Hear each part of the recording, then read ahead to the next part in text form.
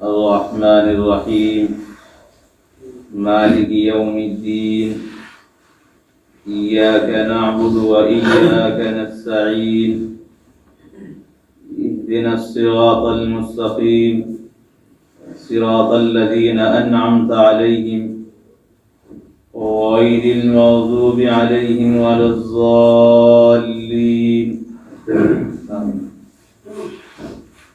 اللهم صل على محمد وعلى آل محمد كما صليت على إبراهيم وعلى آل إبراهيم إنك حميد مجيد. اللهم بارك على محمد وعلى آل محمد كما باركت على إبراهيم وعلى آل إبراهيم إنك حميد مجيد.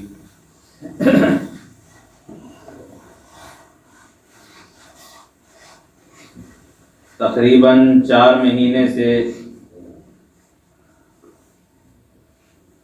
درس قرآن کا سلسلہ دوبارہ سے جاری کیا گیا، جس میں قرآن کے تعلق سے مختلف عنوانات پر گفتگو کی گئی ہے۔ امید ہے کہ بطور مقدمے کے جو کچھ ان 4 مہینوں میں کہا گیا ہے اس سے کچھ فائدہ ہوا ہوگا۔ آج سے باضابطہ آیات قرآنیہ کو بیان کرنا مقصود ہے، جس میں سب سے پہلے آپ ایک ادب قرآن کے سننے کا اور دوسرے پڑھنے کا سمجھ سکتے ہیں۔ اللہ تبارک و تعالی قرآن پاک کے اندر فرماتے ہیں وَإِذَا قُرِئَ الْقُرْآنُ فَاسْتَمِعُوا لَهُ وَأَنصِتُوا لَعَلَّكُمْ تُرْحَمُونَ کہ جب قرآن پاک کو پڑھا جائے، اس کی تلاوت کی جائے تو تم خاموش رہو اور غور سے سنو۔ یہ حکم اللہ تعالی نے خود قرآن پاک میں دیا ہے، اور یہی وجہ ہے کہ جب امام نماز میں قرات کرتا ہے، قرآن کی تلاوت کی جاتی ہے، تو مقتدی کو پڑھنے کی اجازت نہیں ہوتی، اسی لیے کہ اللہ تعالی نے منع فرما دیا ہے۔ تو آپ اس ادب کو ملحوظ رکھیں، قرآن کریم کی جب گفتگو کی جائے تو اس کو بغور سنا جائے، دھیان سے سنا جائے اور خاموشی کے ساتھ سنا جائے۔ اللہ تعالیٰ نے صرف یہ نہیں فرمایا واسمعوا سنو، بلکہ فرمایا واستمعوا کہ غور کے ساتھ سنو، دل کے کانوں کے ساتھ سنو، پورے ذہن و دماغ کو توجہ دلا کر کے اللہ تبارک و تعالیٰ کی مقدس کتاب کی آیات کو اپنے کانوں سے سماعت کریں۔ دوسرا ادب اللہ تعالیٰ قرآن کریم کے پڑھنے کے سلسلے میں فرماتے ہیں فَإِذَا قَرَأْتَ الْقُرْآنَ فَاسْتَعِذْ بِاللَّهِ مِنَ الشَّيْطَانِ الرَّجِيمِ کہ جب آپ قرآن پڑھیں تو آپ اللہ تبارک و تعالیٰ کی شیطان مردود سے پناہ مانگیں۔ یہ ادب اللہ تعالیٰ نے قرآن پاک کے پڑھنے کے سلسلے میں فرمایا ہے۔ اسی لیے جب بندہ اور مسلمان قرآن پڑھتا ہے، ادھر دیکھو، جب بندہ قرآن پڑھتا ہے تو سب سے پہلے اعوذ باللہ من الشیطان الرجیم پڑھتا ہے، چونکہ قرآن کی تلاوت اور اس کے پڑھنے سے پہلے شیطان سے پناہ مانگنے کا حکم دیا گیا ہے۔ اسی لیے اعوذ باللہ کو تعوذ کہا جاتا ہے۔ تعوذ کے معنی آتے ہیں پناہ مانگنا۔ تو بندہ اللہ تبارک و تعالیٰ کی چونکہ اعوذ باللہ میں پناہ مانگتا ہے، اس لیے اعوذ باللہ کا نام تعوذ رکھا گیا ہے۔ انسان کے 2 دشمن ہیں، ایک تو انسان کا دشمن خود انسان ہے اور دوسرے انسان کا دشمن شیطان ہے۔ اللہ تبارک و تعالیٰ نے دونوں کے سلسلے میں مسلمانوں کو ہدایت دی ہے۔ اللہ فرماتے ہیں خُذِ الْعَفْوَ وَأْمُرْ بِالْمَعْرُوفِ وَأَعْرِضْ عَنِ الْجَاهِلِينَ کہ آپ بھلائی کے ساتھ کام کریں، آپ لوگوں سے درگزر کا معاملہ کریں، لوگوں سے اگر غلطی ہو جائے تو آپ اسے معاف کریں، درگزر کریں، اور اچھائی کا اور بھلی بات کا آپ حکم کریں اور جاہلوں سے کنارے ہو جائیں۔ یہ اللہ تعالیٰ نے قانون بنایا ہے مسلمانوں کے لیے کہ جب مسلمان کے ساتھ کسی انسان کا معاملہ دشمنی کا ہو یا اذیت پہنچانے کا ہو، تکلیف دینے کا ہو، تو مسلمان کو درگزر کرنا چاہیے۔ آگے اللہ تبارک و تعالی شیطان کے سلسلے میں فرماتے ہیں وَإِمَّا يَنزَغَنَّكَ مِنَ الشَّيْطَانِ نَزْغٌ فَاسْتَعِذْ بِاللَّهِ، اور اگر شیطان تمہارے اندر، تمہارے دلوں میں وسوسے ڈالے تو اللہ تبارک و تعالی کی آپ پناہ مانگیں۔ تو انسان جو انسان کا دشمن ہے، اس کی دشمنی کو مٹانے کا، خاتمہ کرنے کا طریقہ یہ ہے کہ اس کے ساتھ درگزر کا معاملہ کیا جائے، اور شیطان جو دشمن ہے اس کی دشمنی سے محفوظ رہنے کا ذریعہ یہ ہے کہ آدمی اللہ تبارک و تعالی کی پناہ مانگے۔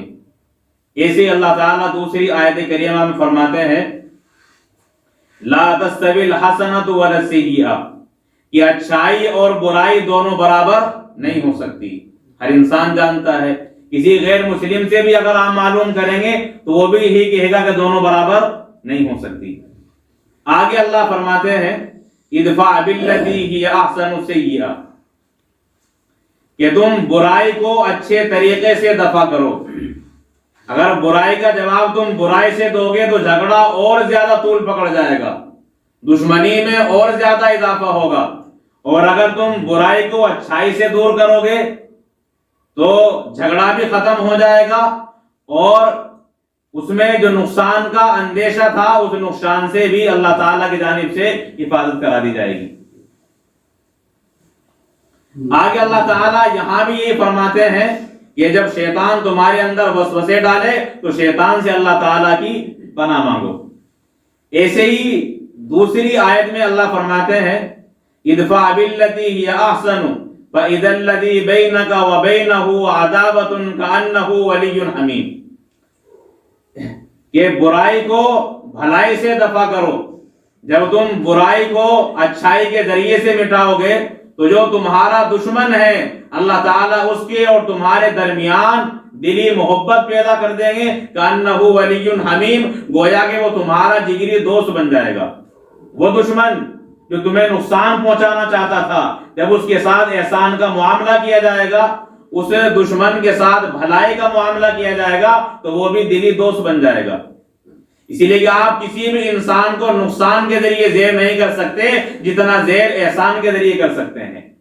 آپ آزما کر کے دیکھیں، کسی بھی انسان کے ساتھ اگر آپ اینٹ کا جواب پتھر سے دینے والی روایت پر آ جائیں گے، جیسا کہ مقولہ بھی ہے، تو یہ ظلم ہے۔ اسلام اس ضابطے کو توڑتا ہے۔ اللہ فرماتے ہیں کہ اتنی اجازت ہے جتنا تم پر ظلم کیا گیا ہے، وَالسِّنَّ بِالسِّنِّ، دانت کے بدلے دانت، اسی طرح عین بالعین، آنکھ کے بدلے آنکھ۔ یہ اصول کہ اینٹ کا جواب پتھر سے دو، یہ تو ظلم ہے۔ اینٹ اس نے ماری ہے تو آپ اینٹ کا جواب اینٹ سے دے سکتے ہیں، اتنی تو اجازت ہے، لیکن پتھر سے دینے کی اجازت نہیں ہے کہ ایک مارا دو مار دیے جائیں۔ اس نے ایک مارا ہے، آپ نے ایک مار دیا، بدلہ ختم۔ جب آپ دو ماریں گے پھر ظالم آپ بن جائیں گے، وہ مظلوم ہو جائے گا۔ یہ جو نئے نئے الفاظ جاری کر دیے جاتے ہیں یہ سب کے سب اسلامی اصول کے خلاف ہے۔ بہت کم الفاظ ایسے ہیں جو اسلامی اصول کی ترجمانی کرتے ہیں۔ بہرحال اجازت دی گئی ہے، لیکن اللہ تبارک و تعالیٰ کی جانب سے معاف کرنے کا حکم زیادہ دیا گیا ہے۔ آپ قرآن کو کھول کر کے دیکھتے رہیں، اس میں آپ کو زیادہ تر درگزر کا معاملہ مسلمان کو کرنے کا اللہ کی جانب سے حکم دیا گیا۔ تو اللہ فرماتے ہیں کأنہ ولی حمیم، کہ وہ جگری دوست بن جائے گا جو تمہارا دشمن تھا۔ کب؟ جب بھلائی کو ساتھ برائی کو مٹائیں گی۔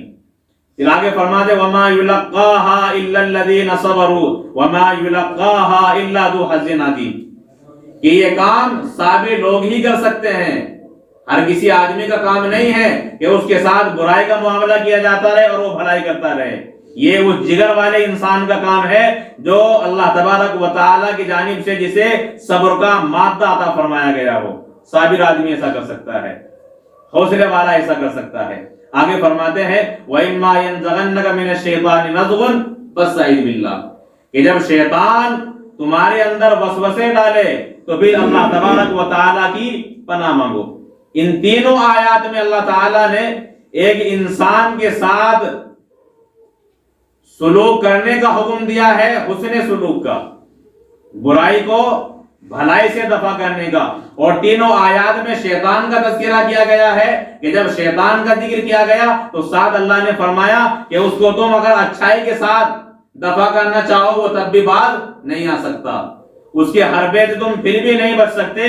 اس دشمن سے بچنے کا ایک راستہ ہے کہ اللہ تبارک و تعالیٰ کی پناہ میں شامل ہو جاؤ، اللہ تعالیٰ سے پناہ مانگ لو۔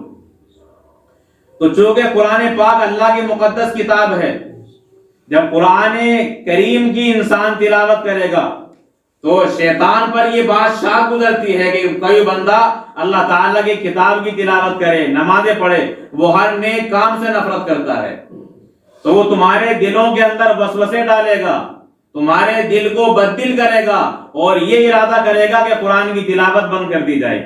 اس لیے اللہ فرماتے ہیں فَإِذَا قَرَأْتَ الْقُرْآنَ فَاسْتَعِذْ بِاللَّهِ مِنَ الشَّيْطَانِ الرَّجِيمِ، کہ جب آپ قرآن پڑھنے کا ارادہ کریں تو پہلے اعوذ باللہ پڑھیں، اللہ تعالیٰ کی پناہ میں آ جائیں تاکہ شیطانی وساوس سے حفاظت ہو اور دل جمعی کے ساتھ تم قرآن کی تلاوت کر سکو۔ اللہ کے رسول علیہ السلام کا معمول بھی یہی تھا، جب آپ نماز کے لیے کھڑے ہوتے تو اللہ اکبر کہتے، اس کے بعد ثنا سبحانک اللہم پڑھتے، اس کے بعد آپ اعوذ باللہ پڑھتے، بسم اللہ پڑھتے، اور پھر آگے سورہ فاتحہ اور بعد کی آیات تلاوت فرماتے۔ تو اللہ کے رسول علیہ السلام کا بھی قرآن کی ابتدا میں اعوذ باللہ پڑھنے کا معمول تھا، جیسا کہ آیت کریمہ میں حکم دیا گیا ہے۔ بہرحال اس اعوذ باللہ کا نام ہے تعوذ۔ اعوذ کے معنی آتے ہیں میں پناہ چاہتا ہوں، میں اللہ تبارک و تعالیٰ کی پناہ مانگتا ہوں، باللہ میں پناہ مانگتا ہوں اللہ تعالیٰ کی، یعنی میں اللہ کی حفاظت میں آنا چاہتا ہوں۔ باللہ اللہ کو آپ سب جانتے ہی ہیں، کون ہے؟ ہمارا پروردگار، اس نے ہمیں وجود دیا، زندگی دی، کھانا دیا، ماں باپ دیے، آنکھیں دی، اور پھر بعد میں موت دے گا۔ اور اگر آپ دوسری طریقے سمجھنا چاہیں تو آپ سمجھ سکتے ہیں اللہ کسے کہتے ہیں؟ اللہ للذات الواجب الوجود المستجمع لجمیع صفات الکمال، یہ ہے اللہ کی تعریف۔ اللہ کہتے کسے ہیں؟ اللہ اس ذات کا نام ہے جو واجب الوجود ہے، جس کا وجود لازم اور ضروری ہے، ایسا نہیں ہو سکتا کہ اس کا وجود نہ ہو۔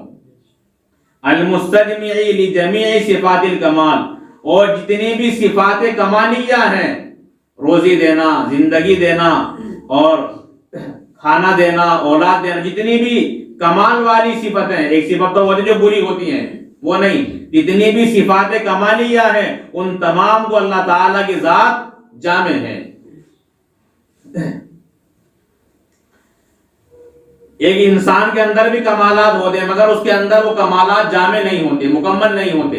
ایک آدمی رحیم ہے، رحم کرتا ہے لوگوں پر، لیکن اللہ تعالیٰ جس طرح رحم کرتے ہیں اس طرح کوئی نہیں کر سکتا۔ تو مکمل صفت کمال وہ اللہ کی ذات ہی کے اندر ہے۔ آگے ذکر کیا جائے گا۔ آگے لفظ ہے من الشیطان۔ شیطان یہ لفظ شطنہ سے بنا ہے، اور شطنہ کے معنی آتے ہیں دوری کے۔ اب چونکہ شیطان بھی ہر بھلائی سے دور ہے، اسی لیے اسے شیطان کہا جاتا ہے، ورنہ قرآن کریم میں اس کا نام ابلیس ذکر کیا گیا ہے۔ اللہ نے فرمایا کہ آدم کو سجدہ کرو، فسجدوا، سب نے سجدہ کیا الا ابلیس، مگر ابلیس نے انکار کر دیا، اس نے آدم علیہ السلام کو سجدہ نہیں پڑا، تو ابلیس اس کا ذکر کیا گیا ہے۔ لیکن قرآن میں شیطان بھی کہا گیا ہے، تو شیطان اسی وجہ سے کہا گیا کہ شطنہ سے بنا ہے، جس کے معنی دوری کے ہیں، اور ہر بھلائی سے یہ دور ہے، اسی لیے شیطان کہتے ہیں۔ دوسرے، شیطان لفظ شاطا سے بھی ہو سکتا ہے۔ شاطا کے معنی آتے ہیں آگ سے بنا ہوا، یہ آگ سے بھی بنا ہے، اسی لیے اس کو شیطان کہا جاتا ہے۔ لیکن زیادہ اہل عرب کی رائے یہی ہے کہ شیطان شطنہ ہی سے بنا ہے، اسی لیے کہ دوری کا مادہ اس کے اندر زیادہ ہے بالمقابل آگ کی، اسی لیے کہ آگ سے جنات بھی بنائے گئے ہیں مگر وہ صحیح بھی ہیں، اچھے جنات بھی ہیں۔ اور یہ شیطان صرف جناتوں ہی میں سے نہیں ہوتے بلکہ انسانوں میں سے بھی ہوتے ہیں۔ اللہ فرماتے ہیں وَكَذَلِكَ جَعَلْنَا لِكُلِّ نَبِيٍّ عَدُوًّا شَيَاطِينَ الْإِنسِ وَالْجِنِّ۔ اللہ فرماتے ہیں کہ ہم نے ہر نبی کے دشمن بنائے ہیں ان شیطان میں سے جن کا تعلق انسانوں کے ساتھ ہے اور وہ شیطان جن کا تعلق جناتوں کے ساتھ ہے۔ تو اس آیت سے معلوم ہوا کہ شیطان اس طرح جناتوں میں سے ہے، اسی طرح شیطان وہ اللہ تبارک و تعالیٰ کی جو مقدس مخلوق ہے انسان، ان میں سے بھی بہت سے شیطانی صفات کو حاصل کر لیتے ہیں اور شیطان کے زمرے میں داخل ہو جاتے ہیں۔ تو دونوں اقوام میں، انسانوں میں بھی جناتوں میں بھی شیاطین ہیں۔ اسی لیے من الجنت والناس، جنات اور انسان جو شریر جسم کے ہیں ان تمام سے انسان اللہ تعالیٰ کی پناہ مانگتا ہے۔ آگے آتا ہے رجیم۔ رجیم کے معنی آتے ہیں کسی کو رجم کرنا۔ اسلام میں ایک سزا ہے رجم کی، شادی شدہ آدمی زنا کر لے تو اس کی سزا یہ ہے کہ پتھر مار کر اسے ہلاک کیا جائے۔ جہاں اسلامی قوانین ہیں کبھی کل سے آپ ہی یہ کام کرنا شروع کر دیں اور فتنہ ہو جائے، وہ اسلامی جو حکام ہیں ان کا کام ہے، حکومت کا کام ہے، ہر بندہ اس کا مکلف نہیں ہوتا۔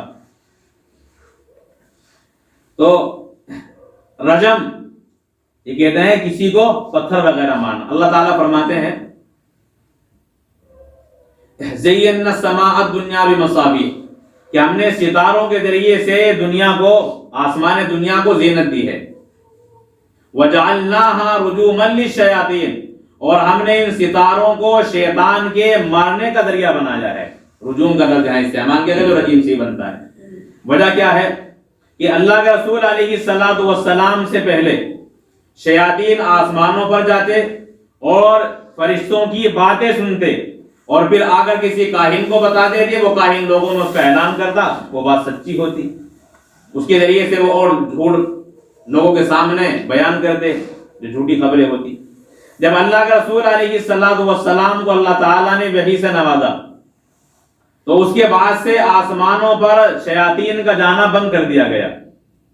اب شیطان اگر فرشتوں کا کلام سننے کے لیے اوپر جاتا بھی ہے تو اللہ تعالیٰ کی جانب سے ستارہ ان کے مارا جاتا ہے اور وہ نیچے گر جاتے ہیں، فرشتوں کی بات نہیں سن پاتے۔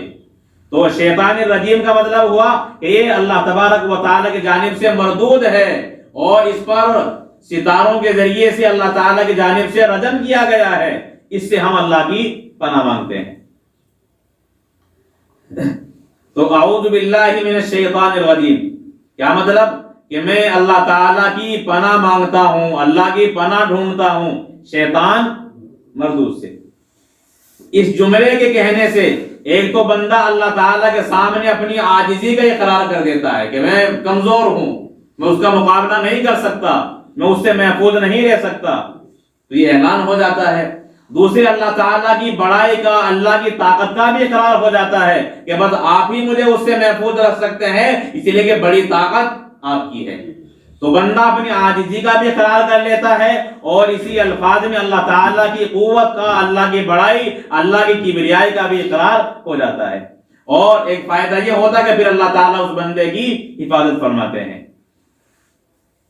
اللہ کے رسول علیہ الصلوۃ والسلام نے دیکھا کہ دو آدمی جھگڑ رہے ہیں اور ایک آدمی حدیث پاک میں آتا کہ اتنا غصے میں آ گیا کہ اس کی ناک کے نتنے پھول گئے۔ یہ الفاظ حدیث کے اندر موجود ہیں۔ اللہ کے رسول علیہ الصلوۃ والسلام نے فرمایا کہ اگر یہ انسان، یہ آدمی اعوذ باللہ پڑھ لے تو ابھی اس کا غصہ ختم ہو جائے۔ یہ بھی ایک طریقہ ہے۔ ایک تو غصہ ختم کرنے کا طریقہ یہ کہ آدمی پانی پیے۔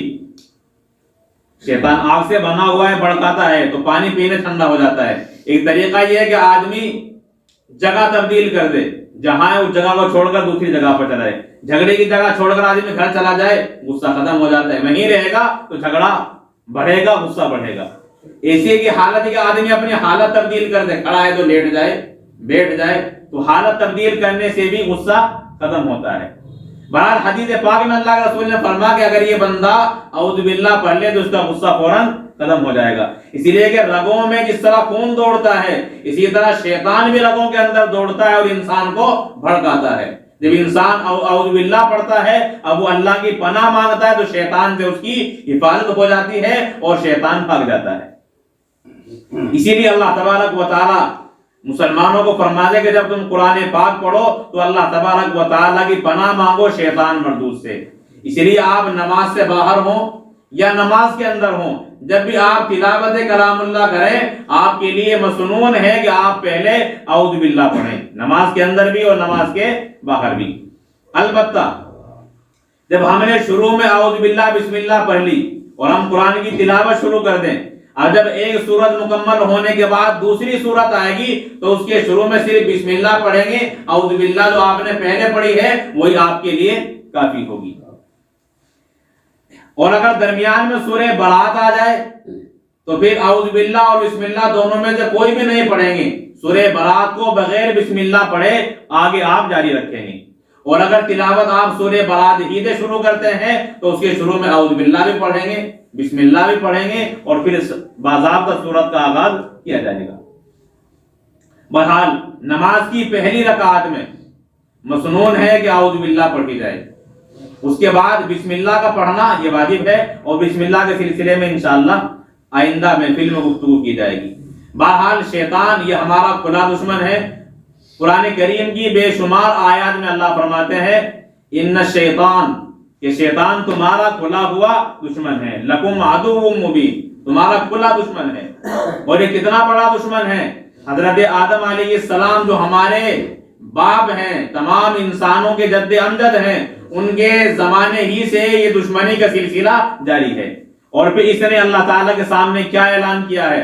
یہ شیطان خود اللہ تعالیٰ نے اسے نقل کیا ہے، یہ کہتا ہے وَبِعِزَّتِكَ لَأُغْوِيَنَّهُمْ أَجْمَعِينَ، اللہ سے کہا ہے اس نے کہ تیری عزت کی قسم میں ان تمام اولاد آدم کو گمراہ کروں گا اور انہیں بہکاؤں گا، الا عبادک منہم المخلصین، مگر جو تیرے خالص بندے ہوں گے، مخلص بندے ہوں گے، ان پر زور میرا نہیں چل سکے گا۔